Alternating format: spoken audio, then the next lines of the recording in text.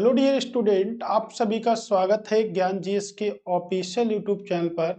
तो जैसा कि हम सभी लोगों को पता है कि हमारे बहुत सारे एग्जाम लाइन से लगे हुए हैं, जैसे यूपी पीसीएस, आरओ एआरओ का एग्जाम, यूपी कांस्टेबल और एसएससी जीडी। ये सभी एग्जाम आपके लिए वेरी मोस्ट इम्पोर्टेंट होने वाले हैं और आपके लिए क्वेश्चनों की श्रृंखला भी वेरी मोस्ट इम्पोर्टेंट होने वाली है, यानी कि 500 प्रश्न लास्ट 6 मंथ के। देखिएगा, 500 प्रश्न आपके बहुत कम है, लेकिन आपको मैं बता दूं कि इन्हीं 500 प्रश्न जो आप हमसे कंप्लीटली स्टैटिक जीके और आपके करंट अफेयर्स से जो प्रश्न पढ़ाए जाएंगे आपको यहाँ पर ऑनलाइन के माध्यम से, वो आपके लिए वेरी वेरी मोस्ट इंपोर्टेंट होने वाले हैं। ठीक है, किस प्रकार से हमको करंट अफेयर्स पढ़ना है, कितने प्रश्न बनते हैं, इन सभी की चर्चा अभी हम करेंगे। ठीक है, तो उससे पहले आपको मैं एक बात बता दूं कि ये जो 500 प्रश्न है, ये वेरी वेरी मोस्ट इंपॉर्टेंट है। आप पीडीएफ के लिए भी संपर्क कर सकते हैं, स्क्रीन पर जो नंबर दिया गया है आप इस पे पीडीएफ के लिए भी संपर्क कर सकते हैं। ठीक है, तो इन प्रश्नों को कैसे करके हमको पढ़ना है, कितनी क्लासें आपकी आने वाली हैं 500 प्रश्नों को लेकर, हो सकता है 600 प्रश्न कर दिए जाएं, लेकिन लास्ट 6 मंथ में जितने भी करंट अफेयर्स के वेरी वेरी मोस्ट इंपोर्टेंट प्रश्न हैं वो सब आपके सामने प्रस्तुत किए जाएंगे। ओवरऑल ये मेरा आपसे वादा रहा। ठीक है, तो चलिए आज की क्लास में पहले समझते हैं कि जो हमारी क्लास में किस तरह से हम प्रश्नों को डिवाइड करेंगे, तो किस प्रकार से करंट अफेयर्स को हम पढ़ेंगे। आज का क्लास हमारा इस प्रकार का हो सकता है।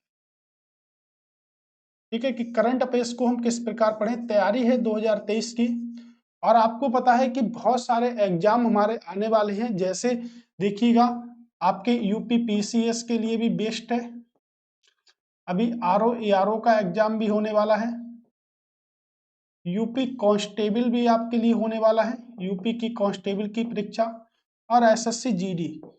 देखिएगा, ठीक है, आपके बहुत सारे एग्जाम होने वाले हैं और भी जितने आपके एसएससी के एग्जाम होने वाले हैं उनके लिए भी वेरी वेरी मोस्ट इंपोर्टेंट है। ठीक है, तो करंट अफेयर्स में किस प्रकार का क्वेश्चन पीसीएस में बनेगा, किस प्रकार का आरओ आरओ के पेपर बनेगा, ये सभी आपके लिए बेस्ट है। तो देखिएगा, अगर हम बात करें तो per day 15 question current affairs से बनते हैं, per day 15 question current affairs से बनते हैं, राइट। अगर 15 क्वेश्चन डेली करंट अफेयर्स से बनते हैं तो एक मंथ में कितना क्वेश्चन बनता है, लगभग में एक मंथ में 450 क्वेश्चन बनता है। यानी कि हम कह सकते हैं, अप्रोक्स मान सकते हैं 500 प्रश्न बनता है। तो अगर 12 मंथ की हम बात करें तो कितना प्रश्न बनेगा आपका, 6000 प्रश्न बनेगा। कितना बनेगा, 6000। ठीक है, और 6000 में हमको कितना पढ़ना है, मान लीजिए 500 या 600 क्वेश्चन पढ़ना है, यानी कि इसका ओवरऑल 10% ही पढ़ना है आपको, क्योंकि 6000 प्रश्न हम याद नहीं कर सकते। अगर याद भी कर सकते हैं तो एग्जाम तक हमको ध्यान नहीं रहेंगे। ठीक है, तो देखिए, करंट अफेयर्स में आप पर डे ज्यादा नहीं 1 घंटा दीजिएगा, 1 घंटा आप करंट अफेयर्स पे पढ़िएगा। ठीक है, जब आप 1 घंटे करंट अफेयर्स पढ़ेंगे, ठीक है, तो आपका डेली तैयारी हो जाएगी। जब आप दूसरे दिन करंट अफेयर्स पढ़ने आओ तो पहली क्लास का रिवीजन करके आना है आप लोगों को। अब पहली क्लास का रिवीजन के साथ आपके जो स्टैटिक पॉइंट यहाँ पर बने, स्टैटिक जीके के पॉइंट बने, अगर मैं आपसे 100% तो नहीं, लेकिन मैं कह सकता हूं कि पेपर सबसे ज्यादा करंट अफेयर्स से ही आता है, क्योंकि करंट अफेयर्स में जो स्टैटिक पॉइंट बनते हैं उनको भी लर्न करना बहुत इंपॉर्टेंट है। तो आज से कॉपी बना लीजिएगा लास्ट 6 मंथ के करंट अफेयर्स की, और एक class very very most important, किसी भी एग्जाम की तरह। अभी आपने प्रश्नों का जलवा नहीं देखा, जब आप प्रश्नों का जलवा देखेंगे, बहुत ज्यादा मेहनत करी गई है करंट अफेयर्स पर। जब आप उस प्रकार के प्रश्न देखेंगे, हर एग्जाम के लिए आए हैं। ठीक है, तो देखिएगा, स्टैटिक जीके के लिए कॉपी बना लीजिएगा, एक करंट अफेयर्स की न्यूजों के लिए एक स्टैटिक जीके, क्योंकि पेपर जब आपके लिए होगा तो आप करंट अफेयर्स को धनाधन एकदम पढ़ते हुए चले आएंगे, स्टैटिक जीके आपके माइंड में प्रवेश कर जाएगी। ठीक है, तो स्टैटिक जीके के लिए, क्योंकि जो आपको करंट अफेयर्स में पढ़ाया जाएगा उससे बहुत सारे प्रश्न आपके पेपर में पूछे जाएंगे, क्योंकि चैप्टर वाइज तो क्लास चलती रहती है हमारी। जैसे कि अभी हम संविधान पढ़ रहे हैं, 1 तारीख से हम हिस्ट्री की भी शुरुआत करने वाले हैं और आपके लिए एक क्लास भी आने वाली है लगातार। तो याद रखिएगा, एक class very very most important है। आपका एग्जाम, भारत के एग्जाम में कोई सा भी एग्जाम हो, उन सभी में करंट अफेयर्स आपके आती ही आती है। ठीक है, तो आपके लिए 6000 नहीं, 10,000 नहीं, 2,000 नहीं, 5,000 नहीं, ओनली 500 प्रश्न पढ़ने हैं। जैसा कि मैंने आपको थंबनेल पर भी बताया है, सिर्फ 500 प्रश्नों की मोस्ट इंपॉर्टेंट श्रृंखला पढ़नी है, यानी कि 30 से 40 वीडियो करेंगे हम इसमें, और पेपर के टाइम तक लास्ट 6 मंथ में लोड नहीं लेना। अगर पढ़ाई के लिए आपने लोड लिया तो आप पढ़ाई नहीं कर पाएंगे, ठीक है। तो पढ़ाई के लिए आपको लोड नहीं लेना है, बिल्कुल नहीं लेना है, एकदम बिल्कुल 1 घंटा करंट अफेयर्स के लिए दीजिएगा, विद रिवीजन के 1 घंटा दीजिएगा, ठीक है। और हम क्वेश्चनों की ओर मूव करते हैं। तो आज के क्वेश्चन देखिएगा क्या रहने वाले हैं। हाल ही में खबरों में रहा डिब्रूगढ़ वन्यजीव अभ्यारण्य निम्नलिखित में से किस राज्य में है? उड़ीसा, छत्तीसगढ़, झारखंड या मध्य प्रदेश? तो किस राज्य में है आपके? अगर मैं बात करूंगा आंसर की, तो आंसर होगा आपके उड़ीसा में, ठीक है। तो उड़ीसा में है आपके। 4 सींग वाले मिरग के लिए प्रसिद्ध है, 4 सींग वाले मिरग के लिए प्रसिद्ध है। तो 4 सींग वाला आपने मिरग भी देखा होगा, 4 सींग वाले मिरग के लिए प्रसिद्ध है आपका डिब्रूगढ़ वन्यजीव अभ्यारण्य। और भी उड़ीसा में वन्यजीव अभ्यारण्य जैसे कोटगढ़ वन्यजीव अभ्यारण्य, भीतरकनिका नेशनल पार्क भी है आपके। सिर्फ आगे के नाम आपको याद रखने हैं, पीछे के नामों की जरूरत नहीं है। भीतरकनिका हो गया आपका, सिमलीपाल नेशनल पार्क, ये भी कहां पर है? आपके उड़ीसा में है। चिल्का नेशनल पार्क या वन्यजीव अभ्यारण्य अगर बात करें तो भारत में खारे पानी की सबसे बड़ी झील, भारत में खारे पानी की सबसे बड़ी झील, सबसे बड़ी झील याद रखिएगा, भारत में खारे पानी की सबसे बड़ी झील है आपके, ठीक है, चिल्का झील खारे पानी की सबसे बड़ी झील है। ओके, तो ऐसे आपके कई सारे नेशनल पार्क हैं जो कि आपके उड़ीसा में है, ठीक है। छत्तीसगढ़ की बात करेंगे तो छत्तीसगढ़ में आपके इंद्रावती नेशनल पार्क है। और अगर बात करेंगे इंपॉर्टेंट है गुरु घासीदास नेशनल पार्क, ये भी आपके कहां पर है? ये भी आपके छत्तीसगढ़ में है, ठीक है। झारखंड की बात करेंगे तो झारखंड में एक नेशनल पार्क है जिसे कहते हैं बेतला नेशनल पार्क। कौन सा national park? Betla national park. Madhya Pradesh की बात करेंगे तो देखिएगा, भारत का एक ऐसा राज्य जिसमें सबसे ज्यादा नेशनल पार्क पाए जाते हैं उसे कहते हैं मध्य प्रदेश। जैसे Kanha national park, Pench national park, Sanjay national park, ऐसे बहुत सारे नेशनल पार्क हैं कहां पर? आपके मध्य प्रदेश में। सबसे अधिक ज्यादा नेशनल पार्क कहां पर पाते हैं? सबसे अधिक मध्य प्रदेश में नेशनल पार्क है सबसे अधिक। तो इस प्रकार हमारा जो आंसर हुआ वो क्या हुआ? उड़ीसा हुआ है। एक बात और समझ लीजिएगा, जैसे मान लीजिएगा किसी स्टेट को अगर पढ़ना है आपको, ठीक है, किसी स्टेट यानी किसी राज्य को अगर पढ़ना है आपको, तो आप राज्य में क्या क्या पढ़ेंगे, ठीक है। जैसे लोकसभा सीटें कितनी है, ठीक है, लोकसभा एमपी कितने बनते हैं, यानी कि लोकसभा सीटें कितनी है, राज्यसभा एमपी की सीटें कितनी है, सांसद की सीटें कितनी है, फिर विधानसभा सीटें कितनी है। अगर विधान परिषद है तो ठीक है, नहीं है तो कोई बात नहीं। विधान परिषद भारत के सिर्फ 6 राज्यों में ही है, ठीक है। विधानसभा की सीटें कितनी है, ये सब आपको याद करना होगा, ठीक है। ये सब याद, उसकी आधिकारिक भाषा क्या है, ठीक है, आधिकारिक भाषा क्या है उसकी, ये सब आपको याद करना होगा। ये सब आप कैसे याद करेंगे? आप डेली एक स्टेट पढ़िएगा। आज के सिलेबस में तो हमारे स्टेट नहीं है, लेकिन कल से हम सिलेबस में स्टेट भी लेकर आपके लिए आएंगे, ठीक है, और स्टेट की हम चर्चा भी करेंगे। ओके, तो चलिए इसका आंसर हमने देख लिया। इसका आंसर क्या हुआ आपके? उड़ीसा। गुरु घासीदास नेशनल पार्क आज के टाइम पर बहुत ज्यादा इंपॉर्टेंट है। आपके पेपर में मैचिंग करने के लिए भी आ सकता है कि निम्नलिखित में से कौन सा नेशनल पार्क मैच नहीं, सुमेलित नहीं है, ठीक है। किसान क्रेडिट कार्यक्रम के संदर्भ में कौन सा कथन सही है? तो किसान क्रेडिट कार्ड, ग्रीन क्रेडिट, किसान क्रेडिट नहीं, ग्रीन क्रेडिट कार्यक्रम के संदर्भ में कौन से कथन सही हैं? पर्यावरण, वन तथा जलवायु परिवर्तन मंत्रालय ने वर्ष 2023 के लिए ग्रीन क्रेडिट कार्यक्रम के नियमों को अधिसूचित किया है। अगर बात करें तो पर्यावरण अधिनियम कब आया था? 1986 में पर्यावरण अधिनियम आया था। और विश्व पर्यावरण दिवस बनाते हैं 5 जून को। कब बनाते हैं? 5 जून को बनाते हैं। वन की बात करेंगे तो वन अधिनियम आया था 1980 में, और वन अंतर्राष्ट्रीय वन दिवस कब मनाते?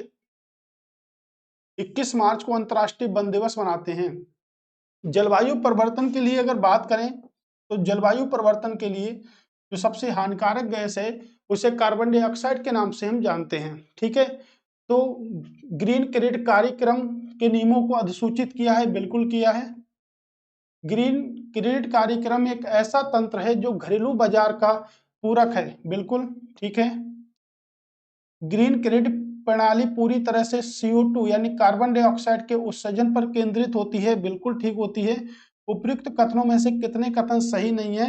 ये देखिएगा, सभी के सभी कथन सही है, यानी कि कोई भी सही नहीं है, यानी कोई भी गलत नहीं है इसमें। तो आंसर हमारा क्या होगा? आंसर नंबर डी होगा, यानी कि सबके सब कथन क्या हमारे एकदम ठीक है। ओके, तो देखिएगा वन हो गया और आपका वन, ठीक है, वन अधिनियम हो गया। अगर हम प्रश्न बनाए यहां से कि वन अनुसंधान संस्थान कहां पर है, स्टैटिक में याद रखिएगा वन अनुसंधान संस्थान कहां पर है। वन अनुसंधान संस्थान कहां पर है? तो देखिएगा देहरादून में है। देहरादून में वन अनुसंधान संस्थान है आपके, कहां पर? आपके यूके यानी कि उत्तराखंड में देहरादून में है। ठीक है, अगर अंतरराष्ट्रीय UNEP अगर पर्यावरण से एक आपका संगठन है विश्व स्तर पर जिसे कहते हैं यूनाइटेड नेशन एनवायरनमेंट प्रोग्राम का मुख्यालय कहां पर है? तो नैरोबी केन्या में इसका मुख्यालय है, नैरोबी। ठीक है, जलवायु परिवर्तन के लिए सबसे ज्यादा जो उत्तरदायी गैस है वो कार्बन डाइऑक्साइड है। अगर कार्बन डाइऑक्साइड आपके ऑप्शन में ना मिले तो जलवाष्प भी सबसे ज्यादा उत्तरदायी है। ठीक है, जलवाष्प भी आपके उत्तरदायी है, ओजोन भी उत्तरदायी है, कार्बन मोनोऑक्साइड है, नाइट्रस ऑक्साइड है, ये सब क्या है? जलवायु परिवर्तन के लिए उत्तरदायी गैसें हैं। क्या है? उत्तरदायी गैसें हैं जलवायु परिवर्तन के लिए। ठीक है, याद रखिएगा। नेक्स्ट प्रश्न की बात करते हैं। अगला प्रश्न है कि ग्लोबल इन्वायरमेंट फैसिलिटी के संदर्भ में निम्नलिखित कथनों पर विचार कीजिए। तो प्रश्न है कि उपयुक्त कथनों में से कितने कथन सही हैं? तो उपयुक्त कथनों में से कितने कथन सही हैं, ये बात पूछी जा रही है। विश्व बैंक GEF के ट्रस्टी के रूप में कार्य करता है। जो GEF ट्रस्ट फंड अनुदान का प्रबंधन करता है। तो विश्व बैंक के अगर मुख्यालय की बात करें तो विश्व बैंक का मुख्यालय कहाँ है? वाशिंगटन DC में। वाशिंगटन DC में विश्व बैंक का मुख्यालय। DC का मतलब होती है डिस्ट्रिक्ट ऑफ कोलंबिया। कहां पर है? यानी कि यूनाइटेड स्टेट ऑफ अमेरिका में है।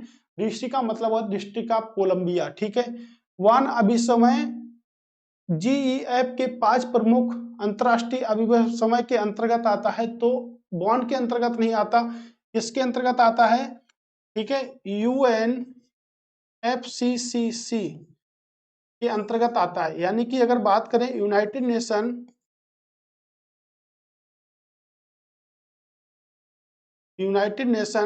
फ्रेमवर्क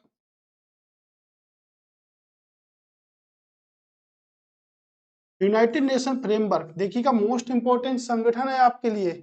ठीक है, याद रखिएगा यूनाइटेड नेशन फ्रेमवर्क कन्वेंशन। ठीक है, United nation framework convention of climate change इसकी फुल फॉर्म में पेपर में अभी हाल ही में पूछी गई थी UP SSSC के एग्जामों में। तो वेरी वेरी मोस्ट इंपोर्टेंट है, आपके एग्जाम में पूछी जा सकती है। ठीक है, फिर से देख लीजिएगा, स्क्रीनशॉट ले लीजिएगा, कोई भी प्रॉब्लम नहीं है। ये क्या करता है? ग्रीन हाउस गैस जो होती है, ग्रीन हाउस जो गैसें होती हैं उसमें स्थिरता लाने के लिए प्रयोग किया जाता है। भारत सहित इसमें 184 सदस्य हैं। तो ये ठीक है, ये ठीक है। इसका जो मुख्यालय है वो भी आपके वाशिंगटन DC में इसका मुख्यालय है। ग्लोबल इन्वायरमेंट फैसिलिटी का भी मुख्यालय कहां पर है? वाशिंगटन DC में है। तो प्रश्न है कि कितने कथन सही हैं? तो कितने कथन सही हैं? केवल 2 कथन सही हैं। इसका आंसर क्या होगा? इसकी जगह पर लिखा जाएगा UNFCC। ठीक है, याद रखिएगा इस बात को। चलिए अगला प्रश्न है, कह रहे हैं निम्नलिखित देशों पर विचार कीजिए। तंजानिया, मोजाम्बिक की सीमा किस देश से नहीं लगती? देखिए मोजाम्बिक में इंडियन नेवी शिप एक आया था जिसका नाम क्या था? ठीक है, मोजाम्बिक में एक इंडियन नेवी शिप आया था जो आपके बहुत ही ज्यादा प्रसिद्ध था, सुनैना। ये आपका इंडियन नेवी शिप आया था। ठीक है, इसके लिए क्या था, मोजाम्बिक चर्चा में रहा। तो प्रश्न ये बन रहा है कि मोजाम्बिक की सीमा किस देश से नहीं लगती। तो देखिएगा ये सभी देश हैं जिनसे मोजाम्बिक की सीमा किससे किससे नहीं लगती है। ठीक है, तो देखिएगा अगर मोजाम्बिक की बात करें तो मोजाम्बिक की सीमा जो होगी, ठीक है, अगर हमें पता है किसी देश की स्थिति को जानने के लिए 4 दिशाओं की आवश्यकता होती है, लेकिन अगर किसी देश की सटीक स्थिति जानने के लिए हमें कितनी दिशाओं की आवश्यकता होती है, तो कितनी दिशाओं की आवश्यकता होती है, 8 दिशाओं की आवश्यकता होती है। ठीक है, तंजानिया से लगती है, जिम्बाब्वे से लगती है, आपके दिख रहा है सभी लोगों को, जिम्बाब्वे से लगती है। उसके बाद अगर बात करेंगे तो दक्षिण में दक्षिण अफ्रीका से लगेगी, दक्षिण में दक्षिण अफ्रीका से लगेगी। ठीक है, तो दक्षिण अफ्रीका से दक्षिण में लगेगी। और यहाँ अगर हम बात करेंगे तो यहाँ आपके जाम्बिया से लगती है। ठीक है, ऐसे प्रश्न सबसे ज्यादा आते हैं पेपर में। और मालावी से लगती है। ठीक है, तो देखा तंजानिया मालवी से लगेगी बिल्कुल, जाम्बिया जिससे लगेगी, दक्षिण अफ्रीका किससे नहीं लगेगी, रवाडा और केन्या से नहीं लगती। लेकिन तंजानिया की सीमा रवाडा से लगती है। ठीक है, केन्या से नहीं लगती, यानी कि इसको याद रखिएगा, इसको और इसको और इसको याद रखिएगा। 1 2 3 4 5 और 6। ठीक है, 6 देशों से सीमा लगती है। किसकी सीमा लगती है 6 देशों से, मोजाम्बिक की सीमा लगती है। ठीक है, याद रखिएगा। तो आपके फोर्थ से नहीं लगती, यानी कि केवल कितने सही हैं, केवल 3 सही हैं।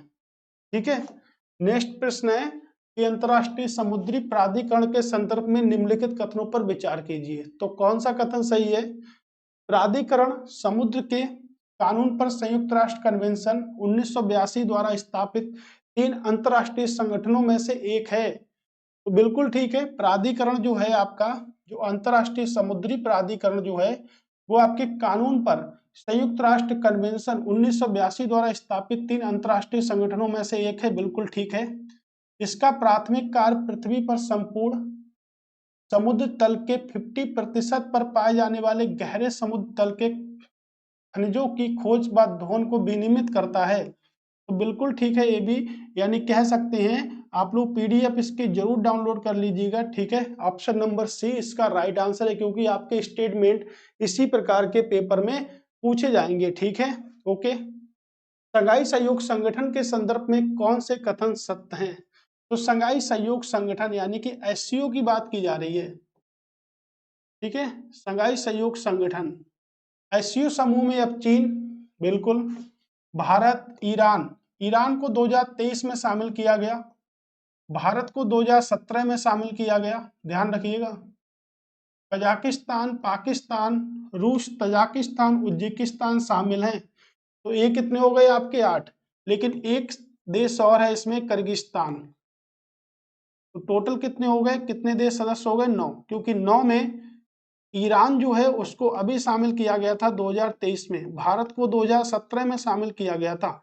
2017 में भारत को शामिल किया गया था, 23 में भारत ने इसकी अध्यक्षता पहली बार की थी। तो पहली बार एससीओ की अध्यक्षता भारत ने कब की, तो 2023 में भारत ने पहली बार एससीओ की अध्यक्षता की थी। ठीक है, जो इसी वर्ष थी। एससीओ में सहयोग के लिए डिजिटल समावेशन मुख्य क्षेत्रों में से एक है। ये भी ठीक है, ये भी ठीक है, इनकी आंसर हैं दोनों के दोनों ठीक हैं। लेकिन इसमें कजाकिस्तान को प्लस कर लीजिएगा, क्योंकि वो भी क्या है, इसका पार्ट बन चुका है, पहले से ही पार्ट था। ठीक है, 2023 में एससीओ की अध्यक्षता किसने करी है, तो भारत ने पहली बार की है। ये भी स्टेटमेंट बन सकता है। ठीक है, अगला प्रश्न है कि पेट्रोलियम निर्यातक देशों संगठन ओपेक क्या होता है, हमारे ओपेक के संदर्भ में कौन से कथन सही हैं। तो देखिएगा, ओपेक के संदर्भ में कथन सही बताने हैं, कौन कौन से सही हैं, वेरी वेरी मोस्ट इंपोर्टेंट है। इसकी स्थापना वर्ष 1960 में बगदाद सम्मेलन में की गई, बिल्कुल स्थापना की गई, बगदाद सम्मेलन में ही की गई थी। वर्ष 2023 तक इसमें 13 सदस्य हैं, तो अभी इसमें हाल ही में भी 13 सदस्य हैं। इसका मुख्यालय वियना ऑस्ट्रेलिया में है। ये भी कथन बिल्कुल ठीक है। तो कह सकते हैं कि सभी के सभी कथन क्या हैं, सही हैं, हमारे सभी के सभी कथन क्या है, एकदम सही है। तो 13 देश देखिएगा, जैसे आप मान लीजिएगा अंगोला हो गया आपका, 13 देशों में, ईरान, ठीक है, आपको याद होना चाहिए, इराक, सऊदी अरब, ये सभी देश पूछा जा सकता है कि 13 देशों में कौन सा शामिल नहीं है। संयुक्त अरब अमीरात, संयुक्त अरब अमीरात भी इसमें शामिल है, पूछा जा सकता है कि कौन सा नहीं है। वेनेजुएला, अल्जीरिया,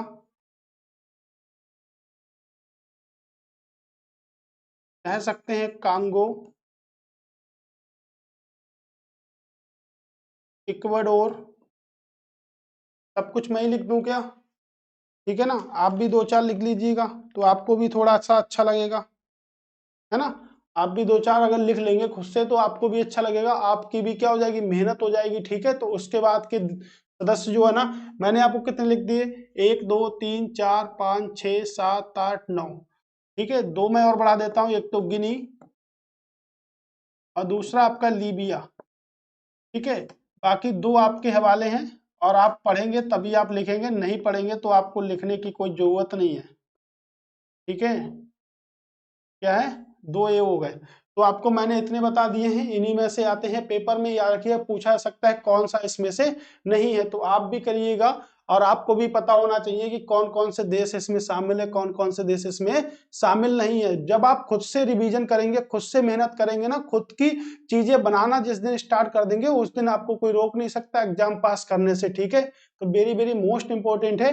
मैंने तो आपके लिए एक डायरेक्शन बता रहा हूं, और ये वेरी वेरी मोस्ट इंपॉर्टेंट है। प्रश्न है क्वासर किससे संबंधित होता है।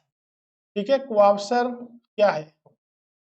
तो बहुत चमकीले पिंड होते हैं आपके, चमकीले होते हैं बहुत ज्यादा। चमकीले वाला जो आंसर होगा वही हमारा होगा। तो देखिएगा, अत्यधिक चमकदार सक्रिय गैलेक्टिक नाभिक हैं जो सुपर मैसिव ब्लैक होल द्वारा संचालित होते हैं। तो राइट आंसर क्या हुआ, आंसर नंबर सी। क्वासर क्या होते हैं, तो बिल्कुल याद रखो, जहां पर चमकीले वाला आंसर होगा, चमकते हुए सितारे मिलेंगे, वही हमारा राइट आंसर होगा। ओके, वही हमारा राइट आंसर होगा। अगला प्रश्न कह रहे हैं, निम्नलिखित कथनों पर विचार कीजिए। निम्नलिखित कथनों पर विचार करना है। ठीक है, सेल्वेक्स अभ्यास का 7वां संस्करण कोची में आयोजित किया गया, बिल्कुल ठीक है। करंट अफेयर्स में बने रहिएगा।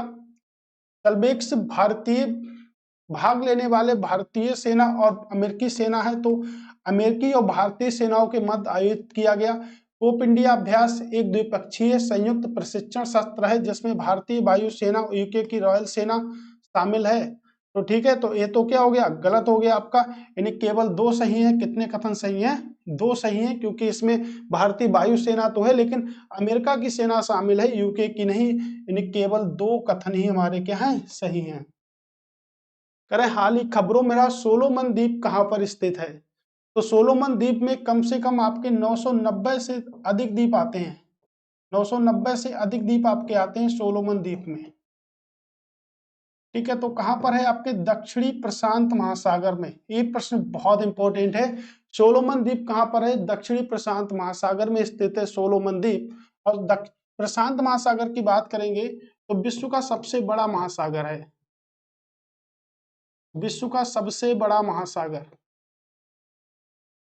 सबसे बड़ा महासागर। अगर विश्व का सबसे बड़ा महासागर है तो विश्व की सबसे गहरी खाई भी प्रशांत महासागर में स्थित है, जिसे कहते हैं मेरियाना ट्रंच। तो मेरियाना ट्रंच जो है वो विश्व की सबसे गहरी खाई है, जो कहाँ पर स्थित है, जिसकी गहराई है आपके 11.2 किलोमीटर। कहाँ पर स्थित है, आपके मनीला फिलीपींस में स्थित है। मनीला फिलीपींस में स्थित है विश्व की सबसे गहरी खाई। किस सागर में स्थित है, प्रशांत महासागर में स्थित है, इसे मेरियाना ट्रंच के नाम से हम जानते हैं।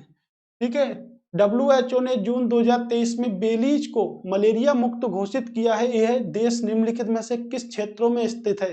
बेलीज की अगर बात करेंगे तो सबसे पहले अगर बात करेंगे मलेरिया, मलेरिया की अगर बात करेंगे तो देखिएगा, मलेरिया जो होता है वो किससे फैलता है, डेंगू तो वायरस से फैलता है, लेकिन मलेरिया किससे फैलता है, आपके प्रोटोजुआ से फैलता है। प्रोटोजुआ एक क्या होता है, परजीवी होता है। तो प्लाज्मोडियम जो परजीवी होता है उससे क्या होता है, आपके मलेरिया फैलता है। ठीक है, अगर बात करें कि विश्व मलेरिया दिवस कब बनाते, विश्व मलेरिया दिवस बनाते हैं 25 अप्रैल को। ठीक है, कब बनाते हैं, 25 अप्रैल को विश्व मलेरिया दिवस बनाते हैं। तो प्लाज्मोडियम परजीवी से फैलता है, यानी कि प्रोटोजोआ के द्वारा फैलता है। किससे फैलता है? प्रोटोजोआ के द्वारा फैलता है। और अगर बात हम करें कि ये किन क्षेत्रों में है, तो देखिएगा मध्य अमेरिका के देशों के अंतर्गत आता है। किसके देशों के अंतर्गत आता है? बेलीज, मध्य अमेरिका। तो बेलीज देखिएगा मध्य अमेरिका में एक तो आपका बेलीज हो गया, ठीक है, दूसरा आपका होंडुरास हो गया, उसके बाद अल सल्वाडोर, अल अल सल्वा, एक सेकेंड, ठीक है, El Salvador, El Salvador, Nicaragua, Nicaragua, ठीक है, उसके बाद अगर बात करेंगे पनामा, तो देखिएगा ये बहुत सारे देश हैं जो कि आपके मध्य अमेरिका के अंतर्गत आते हैं। किसके अंतर्गत आते हैं? मध्य अमेरिका के अंतर्गत आते हैं। तो प्रश्न ये भी पूछा जा सकता है कि कितने देश मध्य अमेरिका के अंतर्गत आते हैं, या किस देश में मलेरिया मुक्त वाला, अभी यहाँ से बेलीज को हटा दिया, मान लीजिएगा मलेरिया मुक्त घोषित किया गया कौन सा मध्य अमेरिका का देश है, ठीक है, तो पनामा भी इसमें आता है, पनामा। उसके बाद अगर बात करेंगे तो ग्वाटेमाला, ग्वाटेमाला, ठीक है, ग्वाटेमाला के बाद में है कोस्टरिका। तो देखिएगा कितने देश आते हैं आपके, तो 7 देश आते हैं मध्य अमेरिका में। कितने देश आते हैं? 7 देश आते हैं। तो इसका आंसर क्या होगा? मध्य अमेरिका, ठीक है। तो प्रोटोजोआ से फैलता है और ये 7 देश आपके आते हैं। वेरी वेरी मोस्ट इंपोर्टेंट है, प्रश्न ये भी पूछा सकता है आपके वर्ल्ड ज्योग्राफी के अंतर्गत कि मध्य अमेरिका में कौन सा देश नहीं आता है, मध्य अमेरिका में कौन सा देश नहीं आता है। लास्ट ईयर आरओ में प्रश्न पूछा गया था, ये आप पेपर को चेक करिएगा। उसके बाद पीसीएस में कई बार ये प्रश्न पूछा गया है अभी तक कि मध्य अमेरिका में कौन सा देश नहीं आता। 7 देश हैं, तो ऑप्शन बनाने के लिए क्या होती है? आसानी रहती है एग्जामिनर को, ठीक है। प्रोटोजोआ के लिए जो परजीवी खोजा था, प्रोटोजोआ के लिए रोनाल्ड रॉस ने भी काम किया था, जो कि उत्तराखंड के निवासी थे और नोबेल पुरस्कार से विजेता थे, ठीक है, भारतीय वैज्ञानिक हैं। डेंगू की अगर बात करेंगे, डेंगू देखिएगा, डेंगू वायरस से फैलता है। डेंगू किससे फैलता है? विषाणु से फैलता है। किसने खोज की थी? इवानो बस्की ने खोज की थी। अब जीवाणु बच गया है तो जीवाणु वरना बुरा मान जाएगा, तो जीवाणु को भी पढ़ लेते हैं। जीवाणु की खोज किसने करी? ल्यूवेनहॉक ने जीवाणु की खोज की थी, ठीक है। बुरा ना माने, बुरा नहीं मानना, आप लोगों को भी नहीं मानना है ना। ये देखिए भारत सरकार ने राष्ट्रीय सिकल सेल एनीमिया उन्मूलन मिशन शुरू करने की घोषणा की है। मिशन को निम्नलिखित में से किस राज्य में शुरू किया जाना है? यह किया जा चुका है, अब तो किया जा चुका है, ठीक है। कहां पर? मध्य प्रदेश ने शुरू किया है। किसने शुरू किया है? मध्य प्रदेश ने। तो एनीमिया आखिर होता क्या है? एनीमिया सबसे ज्यादा महिलाओं में होती है। क्या होती है? रक्त की कमी हो जाती है, ठीक है, यानी कि आरबीसी में हीमोग्लोबिन की कमी हो जाती है। आरबीसी में हीमोग्लोबिन की कमी हो जाती है। तो हीमोग्लोबिन हमारे क्या होता है? रक्त का एक बहुत ही अच्छा पार्ट है, जिसे कह सकते हैं रक्त का एक महत्वपूर्ण पार्ट है। तो शरीर में हीमोग्लोबिन क्या करता है? शरीर में हीमोग्लोबिन फेफड़ों तक ऑक्सीजन का परिवहन करता है। ऑक्सीजन का परिवहन, हम कह सकते हैं कि रक्त में हीमोग्लोबिन का कार्य क्या होता है, तो कह सकते हैं शरीर में ऑक्सीजन का परिवहन करना हीमोग्लोबिन का एक महत्वपूर्ण कार्य होता है। अगर हम कहें कि आपके आरबीसी का कब्रिस्तान कहाँ होता है, तो आरबीसी का कब्रिस्तान किसे कहते हैं? प्लीहा को कहते हैं। आरबीसी का निर्माण कहाँ होता है मानव शरीर में? तो देखिएगा आरबीसी का निर्माण जब हमारा जन्म होता है, तो जन्म के समय आरबीसी का निर्माण एक रक्त और अस्थि मज्जा में होता है, यानी कि बोन मैरो में होता है, अस्थि मज्जा में होता है, ठीक है। लेकिन अगर जब हम बड़े होते हैं, हम क्या कहते हैं? वयस्क, तो आरबीसी का निर्माण कहाँ होता है? तो आरबीसी का निर्माण बोन मैरो में होता है। इसमें बोन मैरो में होता है, ठीक है। अब देखिएगा आरबीसी का जो जीवन काल होता है वो 20 से 120 दिन के समथिंग होता है। तो एनीमिया क्या होती है? वह बीमारी, वह स्थिति जिसमें आरबीसी में रक्त की कमी हो जाए या शरीर में रक्त की कमी हो जाए। ज्यादातर किसको होती है? ठीक है, महिलाओं में रहती है। महिलाओं में ये बीमारी कुछ ज्यादा ही रहती है, जिसे हम कहते हैं एनीमिया नामक रोग। ठीक है, किस सरकार ने शुरू किया? तो मध्य प्रदेश ने शुरू किया। मैंने आपको बताया अगर हम किसी स्टेट से आते हैं तो उस स्टेट के बारे में नहीं, पूरे भारत के 28 राज्य, 8 केंद्र शासित प्रदेश की लोकसभा, राज्यसभा, विधानसभा, विधान परिषद, आधिकारिक भाषा, सब कुछ हमें क्या होना चाहिए? याद होना चाहिए, तभी हम करंट अफेयर्स का सेशन बहुत अच्छे से रीड कर पाएंगे। ठीक है, अगला प्रश्न देखते हैं क्या है हमारा, कि शोधकर्ताओं ने पाया कि जुहा चावल मधुमेह प्रबंधन में एक प्रभावी न्यूट्रास्यूटिकल विकल्प है। इसका उत्पादन भारत में निम्नलिखित में किस भाग में होता है? तो देखिएगा, जुहा चावल कहाँ मिलेगा आपको? ठीक है, दक्षिण भारत में मिलेगा, पूर्वोत्तर भारत में मिलेगा, मध्य भारत में, पश्चिमी भारत में, किस राज्य में मिलेगा? पूर्वोत्तर भारत में मिलेगा ये चावल। कहाँ मिलेगा आपको? पूर्वोत्तर भारत में चावल आपको मिलेगा, पहली बात। अगर इसमें चावल की बात करें तो ये गोल्डन राइस होता है आपके। ठीक है, गोल्डन राइस, गोल्डन राइस में कौन सा विटामिन होता है? Vitamin A. और विटामिन की खोज किसने की थी? तो कैसिमिर फंक ने विटामिन की खोज की थी। तो विटामिन को खोजा था कैसिमिर फंक ने। और अगर हम बात करें कि मधुमेह क्या होता है, तो मधुमेह आप कह सकते हैं, मधुमेह क्या होता है? डायबिटीज, यानी कि शरीर में इंसुलिन की कमी हो जाती है। इंसुलिन की कमी, मान लीजिएगा शरीर में इंसुलिन की कमी हो गई तो कौन सा रोग हो जाएगा? हमको डायबिटीज हो जाएगा। इंसुलिन एक प्रकार का क्या है? तो इंसुलिन पेपर में पूछा गया है, इंसुलिन एक प्रकार का क्या है? हार्मोन्स है इंसुलिन। तो इंसुलिन एक प्रकार का हार्मोन्स है, इंसुलिन की कमी हो गई तो हमारे शरीर में डायबिटीज हो गई। जब कमी से रोग हो सकता है तो अधिकता से भी तो रोग हो सकता है। क्या होता है? हाइपरग्लाइसीमिया।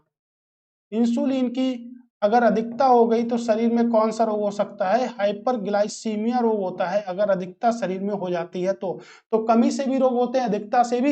इसलिए लेवल पर रखा जाए इंसुलिन को। ठीक है, और आपका समस्या आपको नहीं होती है। बेटिंग बा बेस्ट ने इंसुलिन की खोज की थी। कब की थी? 1921 में इंसुलिन खोज हुई थी। मधुमेह दिवस की बात करेंगे, 14 नवंबर को मधुमेह दिवस मनाते हैं। कब बनाते हैं? 14 नवंबर को मधुमेह दिवस मनाते हैं। ठीक है, तो पूर्वोत्तर भारत में कितने जिले आते हैं, कितने राज्य आते हैं? 7 राज्य आते हैं पूर्वोत्तर भारत में। उन सभी राज्यों में ज्यादातर जुहा चावल पाया जाता है और मधुमेह रोग के लिए क्या होता है? स्पेशली न्यूट्रास्यूटिकल कंपनी इसको बताया है। ठीक है, जून 2023 में भारत, संयुक्त राज्य अमेरिका व रक्षा एक्सीलेरेंस पारिस्थितिकी तंत्र निम्नलिखित में से किस शहर में लॉन्च किया गया? तो किस शहर में लॉन्च किया गया? ये देखिएगा, वाशिंगटन में लॉन्च किया गया था। कहां पर? वाशिंगटन, यूएसए में लॉन्च किया गया था, अमेरिका में लॉन्च किया गया था। इतना ही आपको याद सिर्फ रखना है इस प्रश्न के बारे में। नेक्स्ट प्रश्न है भारतीय प्रतिस्पर्धा रिपोर्ट। तो भारतीय प्रतिस्पर्धा रिपोर्ट पर निम्नलिखित कथनों पर विचार कीजिए। Report international institute for management development द्वारा प्रकाशित की गई। बिल्कुल राइट। किस 3 देश? डेनमार्क, बिल्कुल, आयरलैंड और स्विट्जरलैंड है, तो ये भी ठीक है। भारत की रैंकिंग क्या है? पिछले वर्ष 43 थी, इस वर्ष क्या है? तो इस वर्ष 40 है। ठीक है, तो भारत की रैंकिंग से भी स्टेटमेंट लेवल में प्रश्न बना सकता है। तीसरा, कि भारत की रैंकिंग 2023 में 43 थी। नहीं भाई, 2023 में कितनी थी? ठीक है, 40 हो गई है, पहले कितनी थी? 43 थी। निम्नलिखित में से किसे हाल ही में ऑर्डर ऑफ नाइल पुरस्कार से सम्मानित किया गया? एकदम छपने वाला प्रश्न है, लेकिन ये प्रश्न जब भी पेपर में आएगा तो इसका आंसर सब लोग लगा देंगे, लेकिन आएगा जरूर। मिस्र की बात करें, ठीक है, किसे मिला? नरेंद्र मोदी जी को मिला। मिस्र की अगर बात करें, कैपिटल है काहिरा और मुद्रा है पाउंड। पाउंड क्या है? मुद्रा है। ठीक है, आपको पता है देश में कैपिटल करेंसी याद करिएगा, यानी कि CCC रूल जो है ना वो आप फॉलो करिएगा। क्यों करिएगा? क्योंकि पेपर में एक कैपिटल और एक करेंसी पूछी जाती है। मैचिंग करने के लिए पूछी जा सकती है, डायरेक्टली भी पूछी जा सकती है, किसी भी प्रकार से पूछी जा सकती है। भारत में 195 देशों की कैपिटल ज्यादातर पूछी जाती है, तो विश्व में 195 देशों की कैपिटल पूछी जाती है भारत के विभिन्न एग्जामों में।